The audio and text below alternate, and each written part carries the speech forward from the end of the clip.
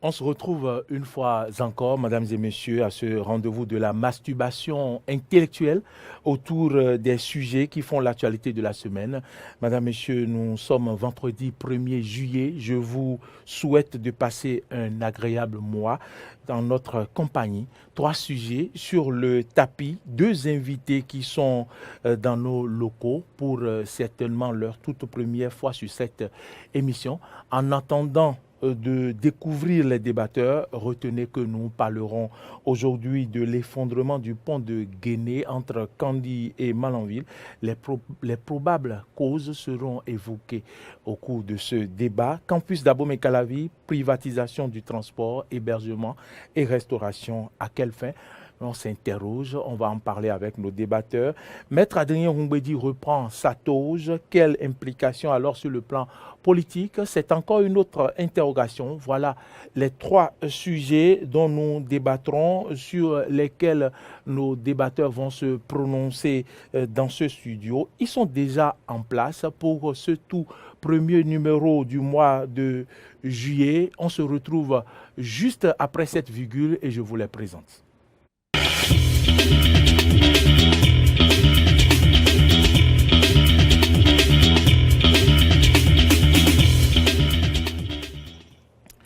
J'ai bien sûr à ma droite, comme Jésus à la droite du Père, Henri Sauvy Nyambodé. Bonjour. Bonjour et bonjour à tous les téléspectateurs de EDN TV.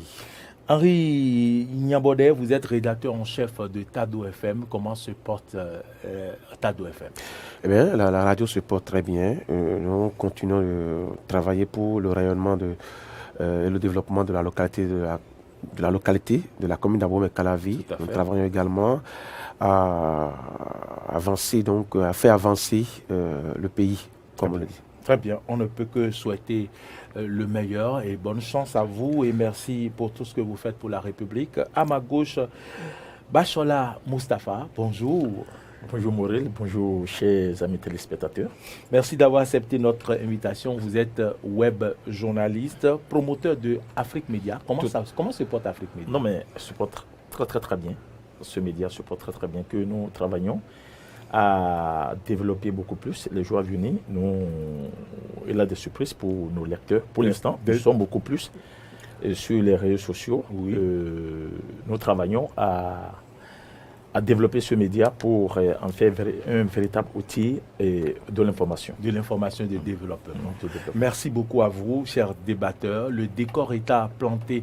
Mesdames, Messieurs, sans transition, nous allons aborder le premier thème de ce forum des rédactions et effondrement du pont de Guéné entre Kandji et Malanville. Les probables causes, comme un coup de massue sur la tête des usagers du tronçon Kandji-Malanville.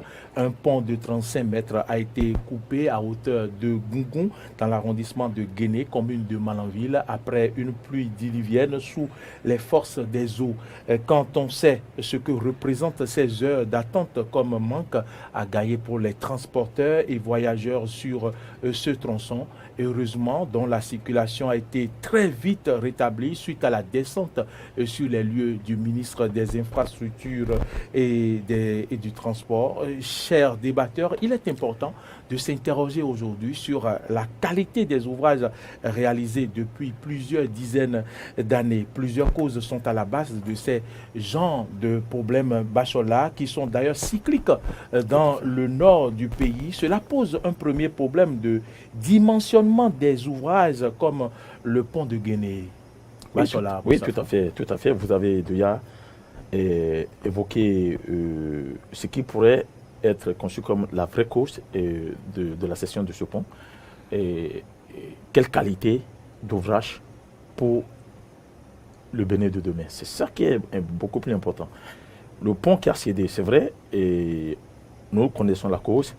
La pression de l'eau a fait que ce pont a cédé. Mais est-ce que, entre-temps, avant la construction du pont, est-ce que les études, toutes les études ont été conduites dans ce sens?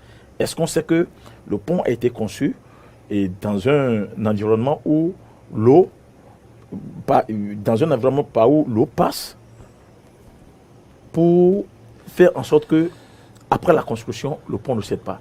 C'est ça le véritable problème aujourd'hui.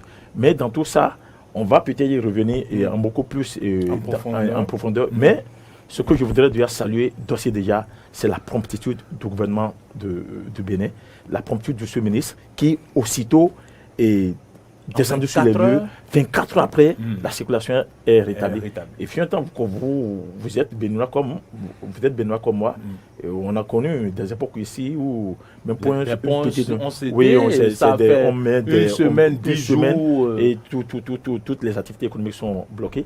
Moi, je dis déjà ce qu'il faut saluer, c'est cette promptitude. Henri Yabonnet, je me tourne vers vous. Je parlais de ce problème crucial en ce qui concerne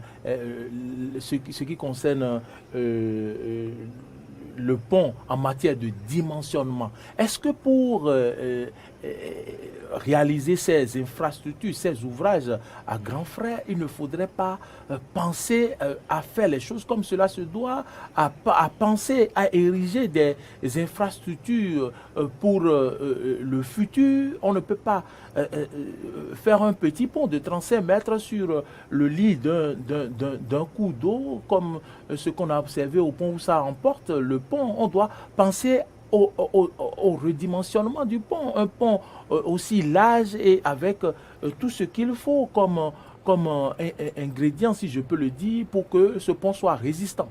Oui, vous l'avez dit, il faut penser désormais donc à construire un pont de grande capacité, bien redimensionné pour le futur. Mais déjà, il faut chercher à savoir les causes. Vous avez posé la question. D'abord, quand on écoute le maire de cette localité de Malanville qui dit que les pluies diluviennes ont créé une rigole tout autour de ce pont-là, c'est dit que les études dont parlait Bachola n'ont pas été véritablement faites. Il y a ce premier point. Deuxième questionnement est que les propos du directeur des travaux publics, Jacques Aragé, qui dit qu'il ne s'étonne pas du fait que ce pont soit effondré par 7 ans, le cours d'eau. Par 7 ans de pluie. Oui, pourquoi il ne s'étonne pas? Oui, parce qu'il dit que ce pont est d'une époque. Ces propos ont été confirmés par le ministre Réhomé. Il dit quoi? Ça dit que les travaux qui ont été... Ça ne les dédouane pas. Si le pont est d'une époque, cela ne les dédouane pas. Ça ne dédouane pas. Il y a que... si on retourne un peu en arrière, comment le pont a été fait? Comment le pont a été construit? Il y a d'abord ce questionnement-là qui est là. Comment le pont a été construit? Et donc, si on répond à cette question-là, on va avoir aussi une de réponses pour votre question qui est de demander est-ce que pour le futur, est-ce qu'on ne va pas construire des infrastructures dignes du nom pour le futur? Vous voyez, quand on confie les travaux à des entreprises, à des structures, c'est que la première chose à faire, c'est comment faire pour gagner. Le budget qui est établi, on n'utilise pas tout ce budget-là. Il y a la question de 10% qui est là. Et donc, peut-être que ce pont n'était pas un pont de 35 mètres. Ceux qui ont construit, ceux qui ont fait les travaux en son temps, ont réduit le pont parce que... les responsables administratifs ont voulu réduire le budget au point où donc, ils se sont limités à un pont de 35 mètres. Parce qu'on ne peut pas parler de compétences. Nous avons de très bons ingénieurs de ponts et chaussées chez nous. Oui, il faut le reconnaître. Oui, ce pont, si on calcule bien, ça fait plus de dizaines d'années que ce pont est tombé. Mais il y a des ponts qui sont au Bénin qui ont fait plus de 50 ans et qui résistent toujours. Et que le matériel utilisé, comment ça a été fait? La question est là. Et donc pour ça, oui, on va saluer donc la promptitude du ministre Réhomé, mais il faut déjà dire que est-ce qu'il ne fallait pas anticiper. Parce que c'est un pont qui est important, très important. Qui relie deux localités très importantes aussi. Donc, on devait anticiper. Avec un trafic dense non négligeable. Voilà. Et donc, on dit qu'il y avait 110 ouvrages qui sont d'une époque. Et donc, non, il fallait anticiper. Et donc, ça doit déjà faire déclencher un déclic au niveau des responsables, des ministères, des cadres techniques pour dire, écoutez, les autres ponts, il faut qu'on aille très vite parce que nous sommes en période de pluie et il faut. Bachola, je ne vais pas quand même hésiter à dire ce que je veux dire. On connaît nos réalités. Ces questions de 10%, ce qu'on doit mettre à la disposition des ingénieurs, de ces cadres bien formés à l'extérieur sur la base des bourses octroyées à des étudiants qui étaient à l'époque, qui sont allés étudier, qui sont revenus et qui peuvent faire ce travail-là, ce qu'on doit mettre à leur disposition comme budget, on ne le met pas. Et si d'ailleurs, le peu qu'on met à leur disposition, on cherche encore à prendre des 10%, est-ce qu'on va continuer à pas évoluer avant d'y venir, je crois que avant d'y venir, je vais rapidement faire revenir sur les propos du directeur des infrastructures, Jacques Ayadji, qui dit que ça ne l'étonne pas, mais je suis vraiment bien désolé qu'un technicien parle en ces termes. Mais le pont d'Antwerp qui est là, c'est construit, il y a plusieurs. Je ne sais pas si nous, moi je ne savais pas encore. Moi, je n'étais pas né quand ils ont fait ça. Je ne savais pas encore, même si je ne savais pas encore porter caleçon quand ce pont a été érigé. Mais ça tient toujours. Alors, si on veut construire un pont, un ouvrage de telle envergure, on prend toutes les précautions, on fait toutes les études qu'il faut. Il faut comprendre que ceux qui avaient conçu un ouvrage définitif, même s'ils ne sont pas définitifs. D'abord, oui, mais on peut le dire, on peut faire un ouvrage définitif. On parle de redimensionnement du pont. Voilà. On sait que c'est un cours d'eau. N'oubliez pas que c'est un pont dont le lit peut s'élargir au fil des années. Tout à fait. Parce que le pont, on ne doit pas perdre de vue que c'est un pont qui lie deux pays. Le Bénin et le Niger. Vous comprenez? Donc, alors là, on devait prendre les dispositions qu'il faut. Bien évidemment, c'est vrai que peut-être que les études ont été conduites et dans la règle de l'art et toutes les études et toutes les études sur l'impact de l'environnement ont été conduites. Tout a été clair. Du trafic et puis, à l'époque, oui, voilà. Encore que quand on veut réaliser un pont, on ne faut pas tenir compte seulement du trafic du moment. Non. Il faut faire des projections, des simulations. Il faut faire des simulations pour voir aujourd'hui, nous sommes à tel nombre de passages sur le pont. Dans 20 ans, on sera à tel. Voilà.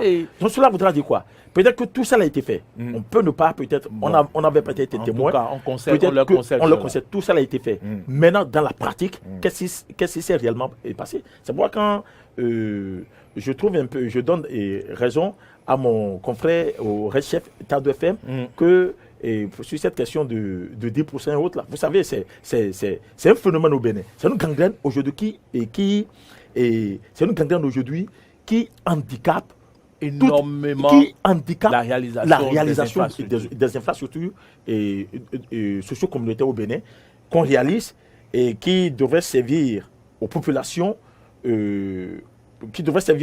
mais qui par la suite, quelques années après... Est-ce que ça n'a pas été érigé en règle? Est-ce que d'autres ne nous diront pas que c'est devenu notre coutume?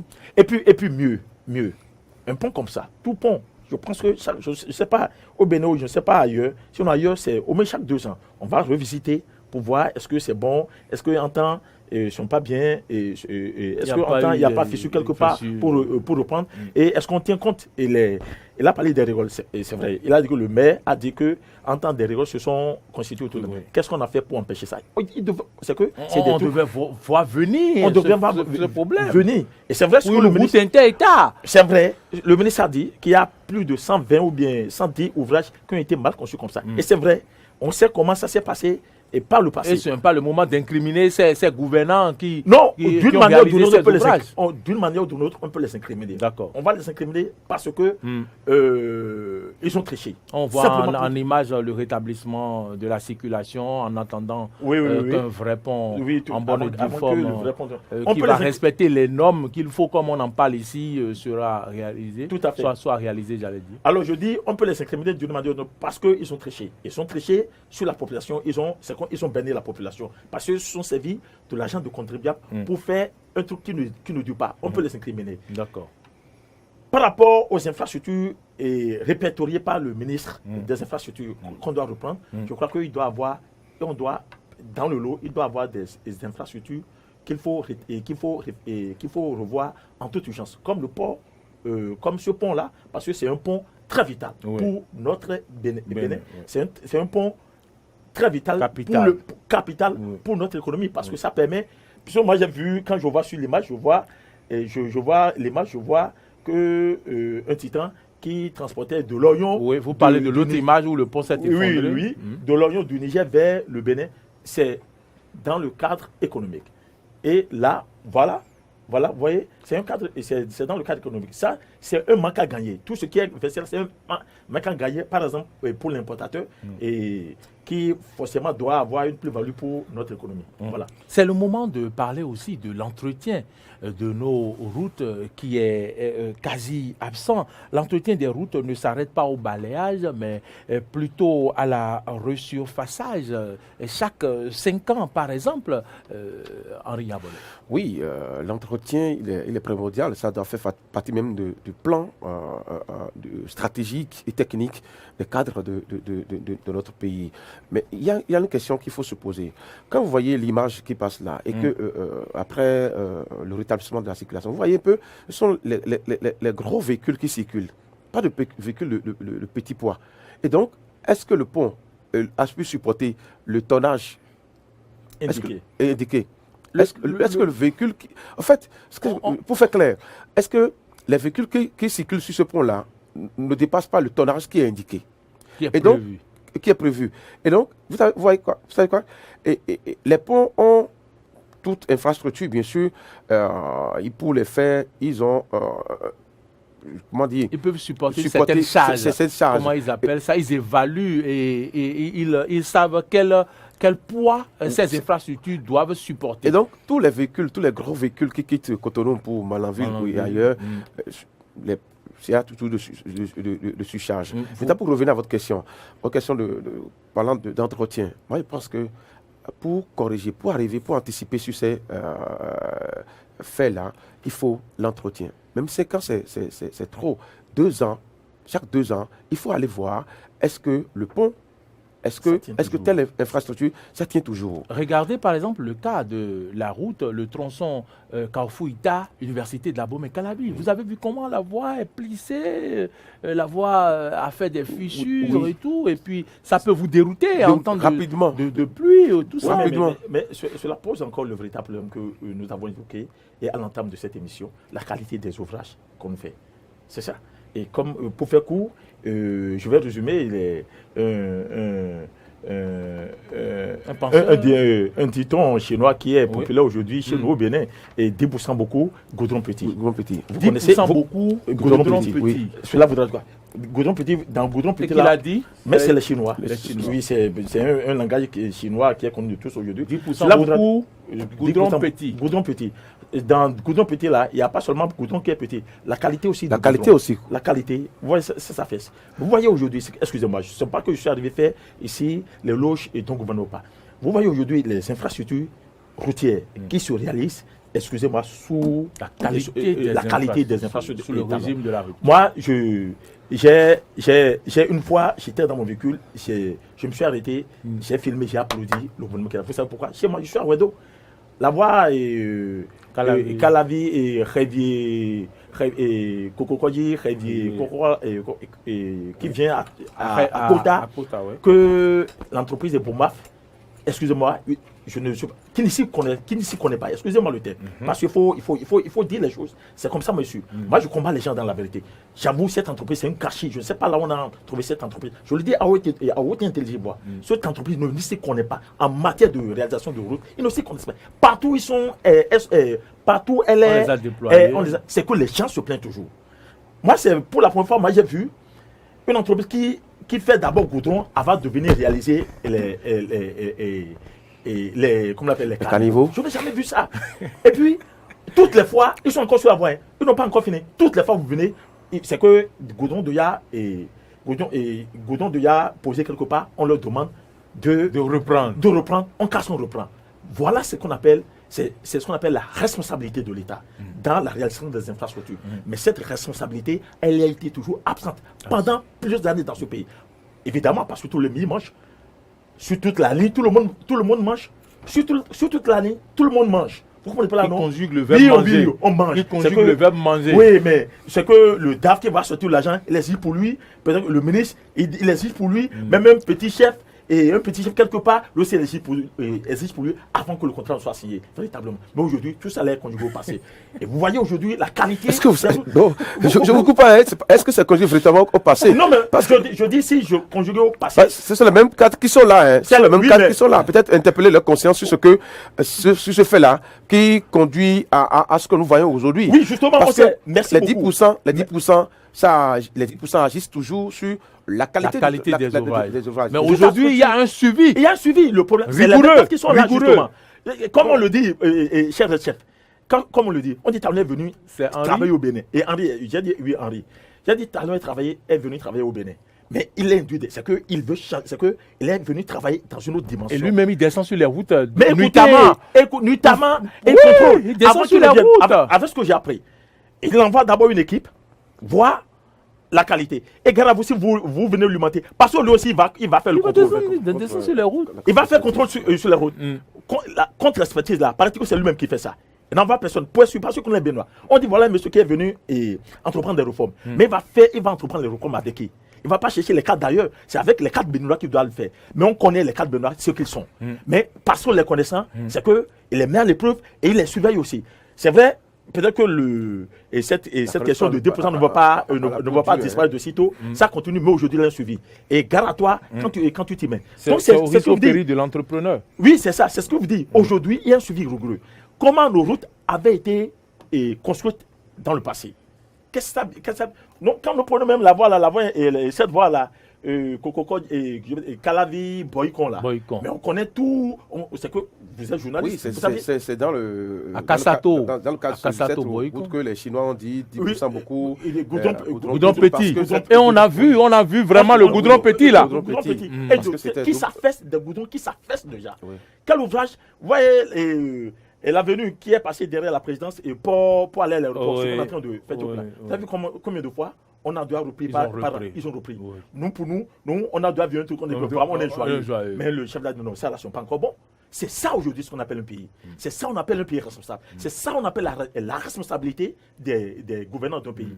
Nous, on a dit, voilà, bravo pour la pompe, on a une route aussi large dans notre pays, on circule, on est content. Mais pour nous, c'est que ça doit faire. Mais pour le gouvernement qui est là, mais lui ne construit pas pour aujourd'hui, il construit pour le futur. Il construit pour les enfants de demain. Alors là, il faut reprendre là où on doit reprendre pour que l'ouvrage dure dans le temps et dans l'espace. C'est ça qu'il faut aujourd'hui. On ne va pas finir ce sujet sans parler des surcharges qu'on observe au niveau de ces camions-là qui sont en surpoids.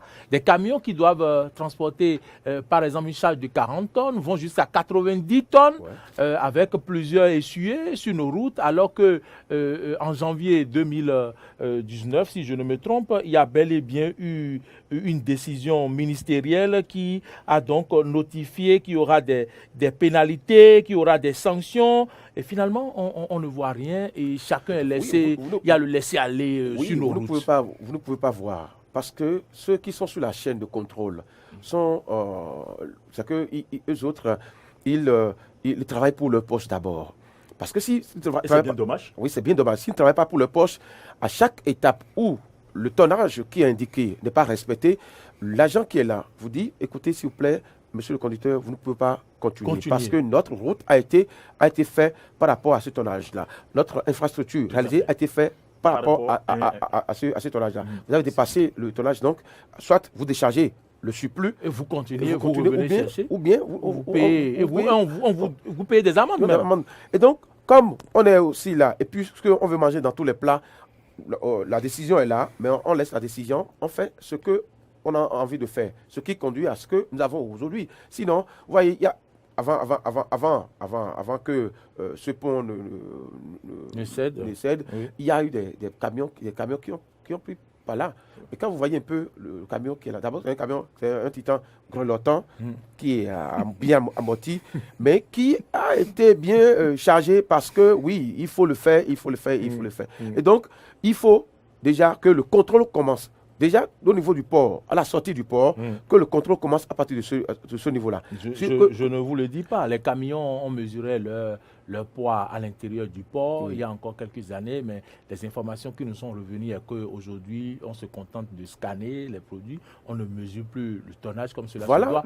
Dans le port, il va falloir que les dirigeants soient informés et qu'on revienne à la norme parce que le chef de l'État, le gouvernement investit pour réaliser des routes qui seront endommagées par le fait de la négligence, le fait qu'on ne mesure plus, qu'on ne fasse plus les choses dans les règles de l'art. Le non-suivi, moi, le document dont vous parlez, je crois l'avoir lu une fois sur les réseaux sociaux. Et je me dis, waouh, voilà une très bonne décision. Et prise par. Je crois que c'était un communiqué à l'époque. C'est un communiqué radio-télévision qui date du 4 janvier 2019. 2019, oui, voilà. 2019. Qui exige aux transporteurs de la zone de l'UMOA de ne pas dépasser, de ne pas être en surpoids de plus de 20%. Mais ce n'est jamais respecté. Ça n'était jamais eu, justement, c'est ça que mon confrère Henri dit. Ça n'était jamais respecté, malheureusement. Et c'est pourquoi il a évoqué un sujet très important sur lequel je reviens. Mais ceux qui sont sur la chaîne de contrôle, ils font quoi? Mais ils relèvent de leurs responsabilités, mais d'arrêter. Il a dit, vous arrêtez le camion, ou bien le camion qui a fait du sous-poids, mais vous lui dites, mais écoutez, monsieur, ça, soit pour continuer, il y a une condition. La seule condition, c'est que vous faites le surplus. Oui, c'est que vous laissez le surplus, on mesure avec parce que ce sont. Mais écoutez, mais c'est vous et nous là. C'est vous et nous qui contribuons à ça. Parce que, comprenez, le chef de l'État et le président Talon, ce qu'il est venu au profit des communs, c'est avec l'argent du contribuable que va construire ce pays. Oui ou non? Mais tous aujourd'hui, on contribue d'une manière ou d'autre. Mais comment on peut être en train de contribuer pour quelque chose qui ne va pas durer dans le temps et dans l'espace, et pour que tout le temps qu'on continue de nous dire contribuer. Il faut véritablement que les gens jouent leur rôle. Chacun n'a qu'à jouer sa partition. C'est vrai, c'est un communiqué qui est sorti. Moi, en temps, j'avais applaudi parce que moi, j'ai vu ça aussi sur les réseaux. Mais voilà, si on peut vraiment respecter ça, non, écoutez, nos rôles. Vous le confirmez, ça ne se respecte pas. Ça ne se respecte pas. Tout va, il faut comme l'on veut sur nos routes. Il faut le faire. Avec les tonnages qu'il faut. 90 tonnes sur nos routes. Même dans son développement, il y a dit quelque chose par rapport au pont qui a cédé là. Mais c'est très important. Mais on va commencer par conclure avec le sujet. Qu'est-ce qu'on retient finalement, qu'est-ce qu'on va retenir en guise de conclusion de ce thème-là, de ce sujet? Première des choses. La première chose qu'il faut faire, quand nous voulons construire des ouvrages de cette envergure, il faut faire toutes les études. Il faut faire des projections dans le futur. Par rapport... Il faut demander à l'État de débourser les moyens qu'il faut. Normalement. Pour faire le travail, et quand au lieu de vouloir faire l'économie qui fait le des gens qui nous donnent de l'argent. Tout à fait. Il faut vraiment faire des prévisions par rapport au futur quand on veut réaliser des ouvrages comme ça, pour que ça dure dans le temps, dans l'espace. Et quand on finit, il faut vraiment faire le suivi, le contrôle par moment. Des ouvrages comme ça, mais écoutez, les ouvrages pour lesquels on a déboursé des milliards faits, il faut au moins le contrôle, le minimum de suivi par moment. Aller voir par moment, est-ce que quelque part il n'y a pas frustré quelque part, et puis reprendre en même temps quoi. Et il faut vraiment faire le suivi, le contrôle. Et troisième chose, il faut vraiment que les usagers de nos routes respectent quand même la réglementation en vigueur en matière de charge. Les sous-charges, d'abord les sous-charges ont tué. Même vous-même, quand vous mangez plus que vous devez en donner à votre ventre, vous n'êtes pas aussi bien à l'aise. Il faut vraiment que nos usagers, sinon nos camionneurs là, qu'on les éduque, qu'on leur donne autre formation. Le civisme, ça là, je dis que c'est manque de patriotisme, c'est manque de civisme au fait. Quand vous savez que l'ouvrage là, ne sont pas pour vous, bien que vous le faites. Ça c'est manque de civisme, c'est l'incivisme on appelle ça. C'est manque de patriotisme. Parce que quand vous utilisez, vous allez laisser ça à vos enfants pour venir utiliser. Mais si vous, en votre temps, vous gâchez tout. Vous dites que c'est comme Tiranabi, c'est que vous mangez, vous finissez de bouffer le repas et vous ne laissez rien à la progéniture. Moi, c'est le déluge. Après, le déluge, là, ce n'est pas bon. C'est une autre éducation pour donner. Henri Yavonnet, qu'est-ce qu'on retient en guise de conclusion par rapport à ce sujet? D'abord, il faut saluer donc, le ministre qui a fait rétablir le pont, mais déjà, il faut dire que pour de façon provisoire. Pour la construction définitive de ce pont-là, il faut que les études soient véritablement faites pour étudier, pour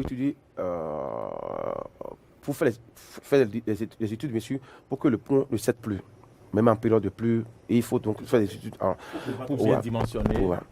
L'autre chose, c'est que il faut que le contrôle soit désormais fait au niveau de la chaîne de contrôle des tonnages, donc des gros camions. Il faut que le contrôle soit assidu et rigoureux maintenant.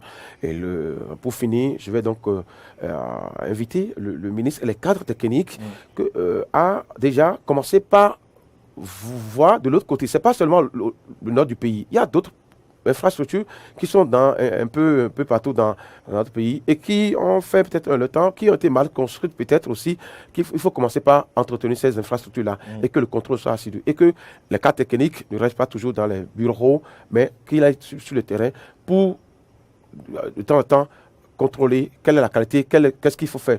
Et il faut déjà à un moment donné, bannir de notre comportement les 10% qui contribuent à avoir ces qualités d'infrastructure, cette mauvaise qualité d'infrastructure que nous avons. 10%, c'est ça aussi, c'est la cause principale de ce que nous avons. Merci d'avoir chuté par les 10%, c'est là où je vous attendais. Nous allons donc poursuivre ce débat et pour aborder le deuxième sujet de ce forum des rédactions. Campus d'Abomey-Calavi, privatisation du transport, hébergement et restauration, à quelle fin? Nous allons suivre cet élément réalisé par la rédaction de Eden TV et Diaspora FM et nous reviendrons dans ce studio pour le débat.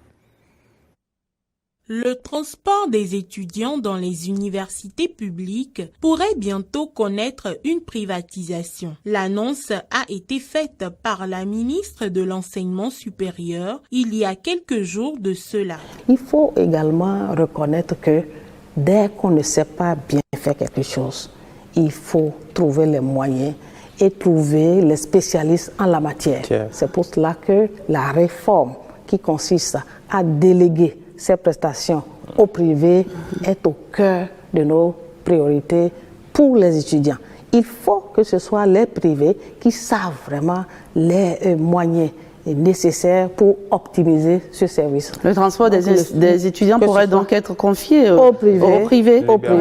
Et ces privés vont absolument recevoir d'accompagnement de la part de l'État. Une décision qui ne reçoit pas l'adhésion des étudiants, à en croire le président de l'Union nationale des étudiants du Bénin. Cette privatisation dont parle le gouvernement, dont parle le COUS, bien sûr, pour donner la position de l'UNEB, je dirais tout simplement que l'Union nationale des étudiants du Bénin est une organisation des étudiants pour les étudiants. Et notre position face à cet état de choses, c'est que tant que les étudiants ne diront pas oui, nous sommes prêts pour la privatisation, l'UNEB non plus ne dira pas nous sommes prêts pour la privatisation. C'est-à-dire que nous allons rester sur la même longueur d'onde que les étudiants. Si les étudiants sont prêts et que ça les arrange, ça voudra dire que ça nous arrange aussi, puisque nous sommes étudiants, nous sommes responsables étudiants. Donc, jusqu'à tout de suite, le mot d'ordre continue toujours. Nous disons toujours non à la privatisation. Pour le président de l'UNEB, Léonel Rouanou, les difficultés liées au transport des étudiants ne s'arrêtent pas à l'insuffisance des bus. Qu'il y ait privatisation ou non, nous avions besoin plutôt de changement des conditions dans le domaine du transport. Les étudiants sont trop entassés, comme des boîtes de sardines. Et le plus important à cette heure-ci, ce n'est pas la privatisation, mais plutôt le changement, l'amélioration des conditions de ces étudiants-là. Reste à savoir comment cette privatisation pourrait aider les étudiants quand on sait que les coûts du transport vont augmenter. Nous n'irons pas contre le gouvernement, nous n'irons pas contre le COUS. Tant que les tickets bus, par exemple, seront toujours à 100 francs, bien que ce domaine-là soit privatisé. Si le coût reste le même, le coût du ticket reste le même, alors nous ne trouvons vraiment pas d'inconvénient. L'université du Bénin à l'époque, l'université du Bénin qui est devenue l'université d'Abomey-Calavi a été créée en 1970. Et pourquoi c'est aujourd'hui que les services sociaux posent problème au point où la ministre trouve que nous devons privatiser les services sociaux? Vous voulez mon avis? Allez-y, vous êtes là pour ça. Pour nous donner, il faut aller à cette réforme-là. Pourquoi? Il faut aller à cette réforme pour le bonheur des étudiants. Pourquoi? On en avait tous pris par là. Mais aujourd'hui, ils ont encore de très bonnes conditions. Moi, je me rappelle à l'époque quand je faisais bientôt, il y a 20 ans ou 20 trucs là, vous quittez chez vous à Fidjorosé. Si le bus, vous avez la chance que le bus vient vous chercher le matin, soyez sûr que le soir, vous allez gratter pour rentrer chez vous. De l'université à Fidjorosé. Pour marcher, vous ne prenez pas le glas pour aller à Fidjorosé. Bon, on a vécu l'enfer. Nous, à l'époque, il faut souffler le choix avant d'avoir accès au bus, même si le bus est là. Vous êtes sûr que vous allez... Pourquoi? Parce que vous comprenez toujours. Il faut que les étudiants comprennent. Je les comprends, hein, ils posent un problème social. Oui. Et c'est normal. Parce que tout étudiant, il a quel moyen pour faire tout ça? D'abord, mais les 100 francs de transport, c'est déjà un problème pour eux.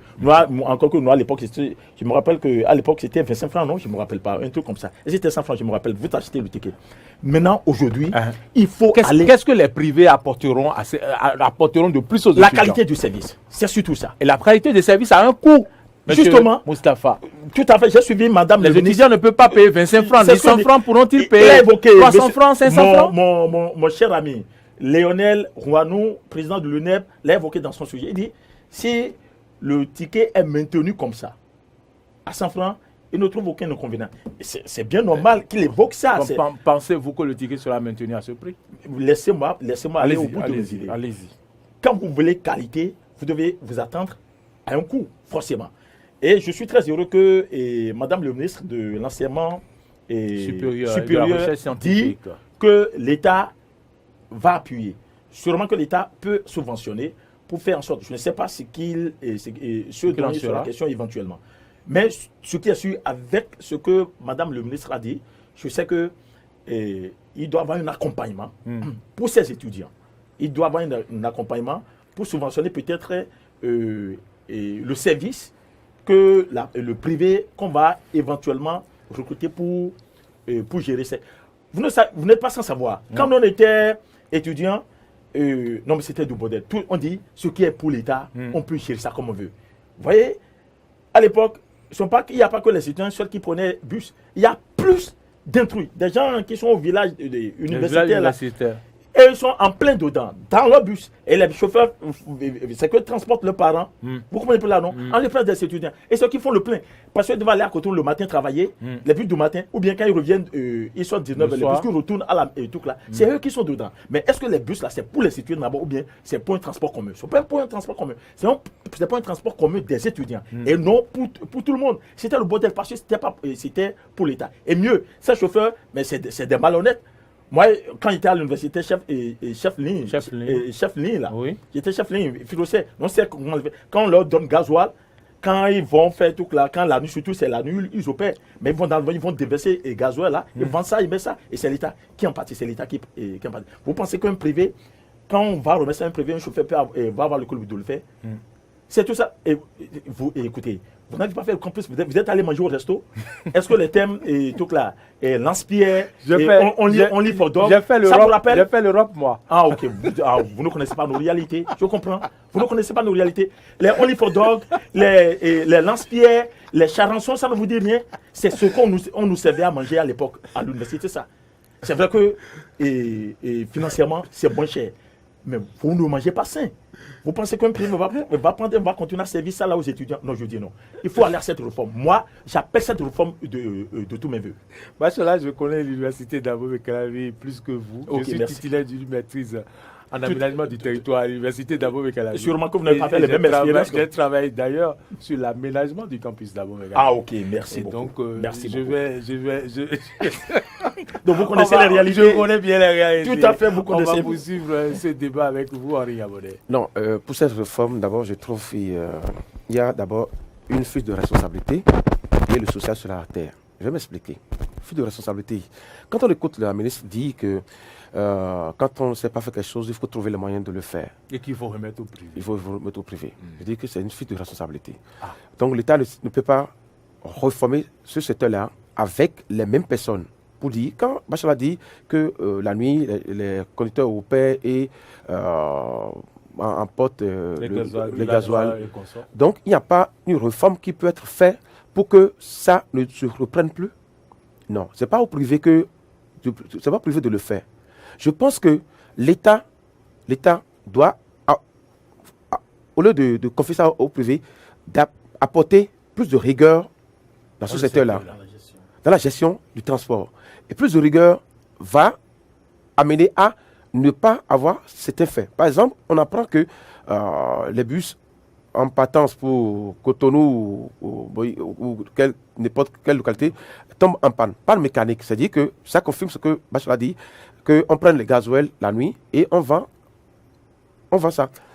D'autres choses, quand on parle de social va tomber, quand vous confiez le transport à un privé, le privé d'abord c'est quoi son premier problème? C'est la rentabilité, c'est le profit. Le profit. Le profit, le bus, les tickets qui peut-être sont vendus à 100 francs ou à 150 francs. Peut passer à 200? Peut passer à 200 parce que vous voulez le confort. Et le confort a un prix. Et moi je dis que pour ça là, l'étudiant, vous voyez, les étudiants qui prennent le bus, ils sont de quelle catégorie?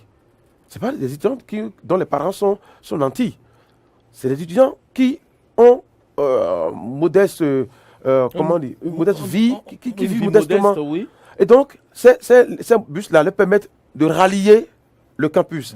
Vous remettez le secteur à un privé qui va augmenter le prix. Et donc, ceux-là sont écartés parce que ne pourront plus prendre le bus à ce prix-là. Et pour ça, pour moi, c'est que l'État, au lieu de confier ça à un privé, l'État peut apporter plus de rigueur, plus de réformes dans ce secteur-là pour que le résultat que l'État attend, que le résultat soit atteint. Et pour ça, je dis, à confier ce secteur-là au privé, c'est pas la meilleure, pour moi, c'est pas l'alternative. C'est pas la meilleure alternative. C'est-à-dire que dans votre maison, si votre enfant commet une petite bévue, vous le renvoyez, vous le confiez à votre grand frère pour dire non, c'est une fuite de responsabilité. Pour ça là, simplement. Non, c'est pour ça là. Pour ça, moi, il a dit non. Pour ça, on peut tout confier au privé, mais pas ça là.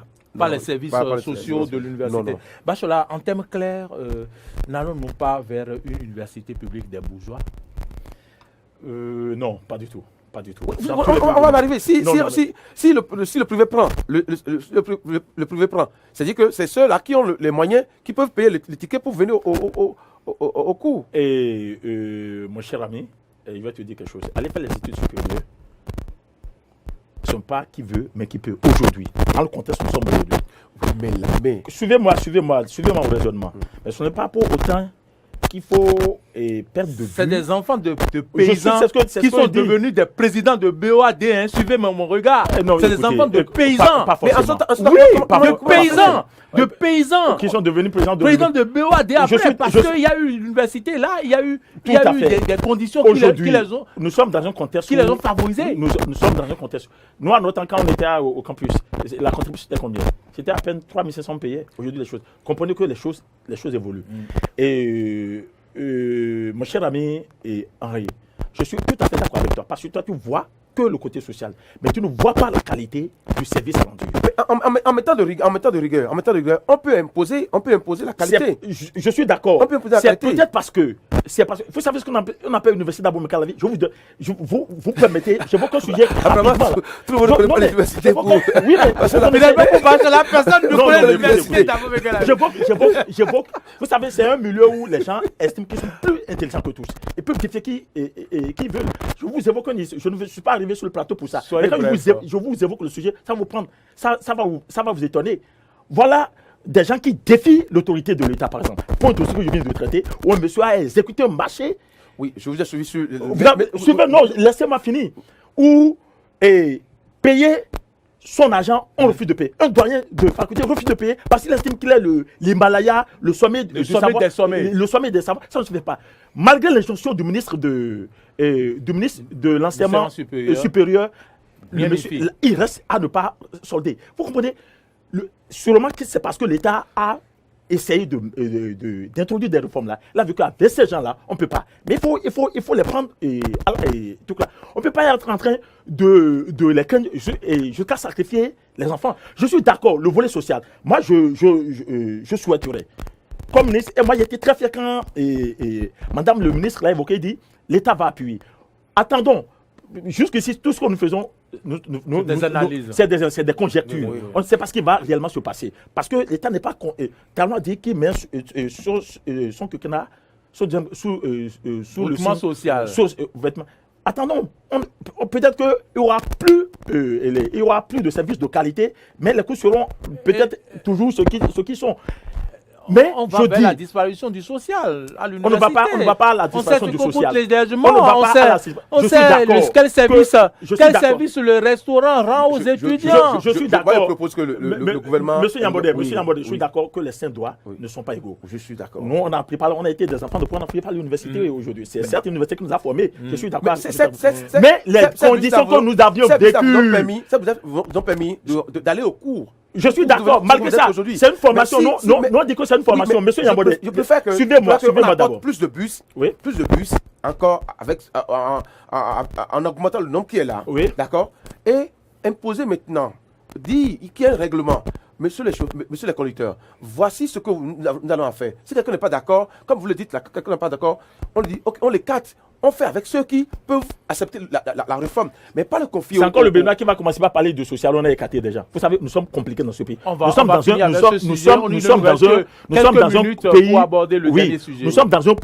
dans un pays très compliqué. Vous savez, il n'y a rien que vous puissiez entreprendre dans ce pays où on ne trouve pas à faire, on ne trouve pas à dire. Le Bénin est comme ça. Bon. Vous prenez pas là, non. Non, mais je suis sincère. Moi, je dis, j'ai étudié dans ces conditions-là. Et vous savez aujourd'hui que beaucoup, comme nous, avaient étudié dans ces conditions, qui refusent que leur enfant aille dans cette galère. Parce qu'ils ont vécu cette galère. Parce qu'ils ont les moyens aujourd'hui. Parce qu'ils ont peut-être les moyens. Non, pas aujourd'hui. Quels moyens ils ont? Quels moyens? Vous pensez qu'on a des moyens? Tu penses que Bachelor a des moyens pour envoyer ses enfants dans une université et privée ou autre là? Non, mais c'est qu'il faut voir la galère des enfants.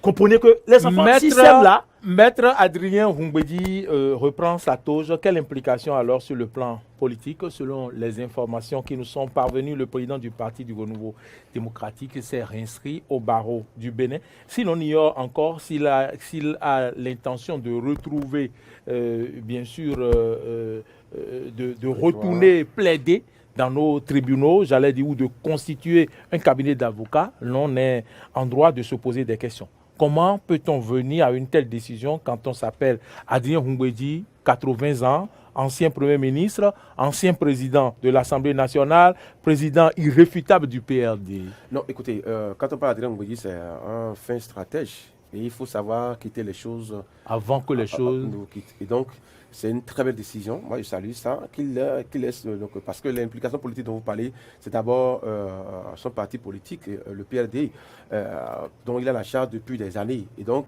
il a été annoncé qu'il doit laisser la présidence pour quelqu'un. Maintenant, en prenant cette direction, en prenant cette décision, je vais dire, en prenant cette décision, forcément, la présidence donc, du parti PRD va être confiée à quelqu'un et donc il va se retirer et prendre sa retraite politique, forcément. Et donc, il faut savoir quitter les choses avant que les choses nous quittent. Maintenant, oui, des rôles, des expériences, constituer un cabinet, c'est possible, mais il peut avoir des dossiers dans lesquels il peut aller au prétoire et défendre. Forcément.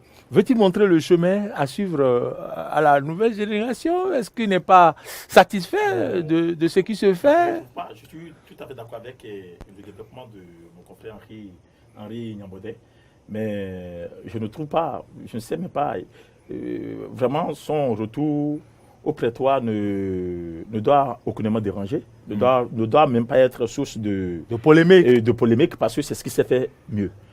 Nous, on n'avait pas été de sa génération, mais ce qu'on nous a rapporté, l'histoire nous a rapporté, vous avez dit que c'était un brillant avocat au barreau de Paris. Au barreau de Paris. Donc, c'est qu'il a peut-être l'amour de ce qu'il fait et il veut peut-être mourir avocat.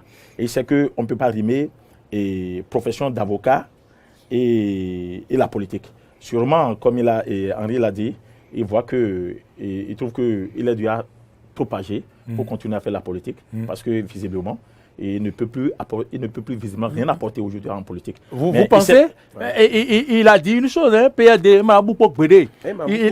oui, mais justement, Henri a dû poser le diagnostic.